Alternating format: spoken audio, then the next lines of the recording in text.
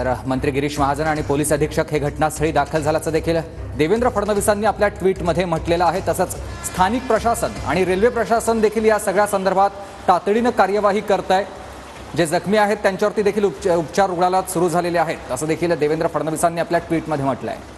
तर अपघात नेमका कसा झाला ते आपण या ॲनिमेशनच्या माध्यमातून देखील पाहतोय।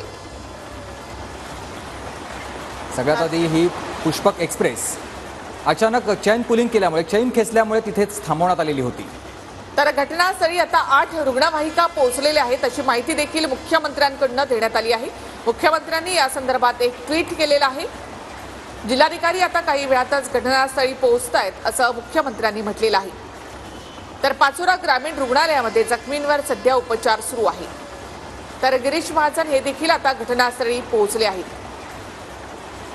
तर गिरीश महाजन आणि पोलीस अधीक्षक घटनास्थळी पोहोचले, त्यांच्याकडून देखील आपण माहिती घेण्याचा प्रयत्न करणार आहोत। तर ही काही दृश्य आपण पाहतो, मेडिकल टीम जी आहे ती या ठिकाणी आहे। तसंच ज्या ठिकाणी पाचोरा ग्रामीण रुग्णालयामध्ये देखील काही रुग्णांना दाखल करण्यात आलेलं आहे। रुग्णालयाच्या बाहेरची ही दृश्य आपण पाहतो, जवळपास 8 रुग्णवाहिका घटनास्थळी आता दाखल करण्यात आलेल्या आहेत। समोरून येणाऱ्या बंगळुरू एक्सप्रेसनं अनेकांनी यामध्ये उडवलेलं आहे। पुष्पक एक्सप्रेस आता रवाना करण्यात आली आणि बंगळुरू एक्सप्रेस देखील रवाना करण्यात आली आहे। काही प्रवासी रेल्वे ट्रॅकवर या ठिकाणी उतरलेले होते। तर समोरून येणाऱ्या बंगळुरू एक्सप्रेसनं या प्रवाशांना उडवलंय।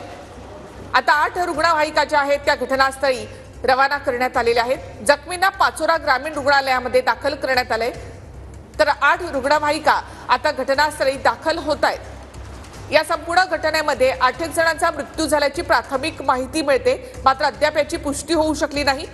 मात्र मृतांविषयी मुख्यमंत्री देवेंद्र फडणवीस यांनी देखील श्रद्धांजली अर्पण केली आहे। वैद्यकीय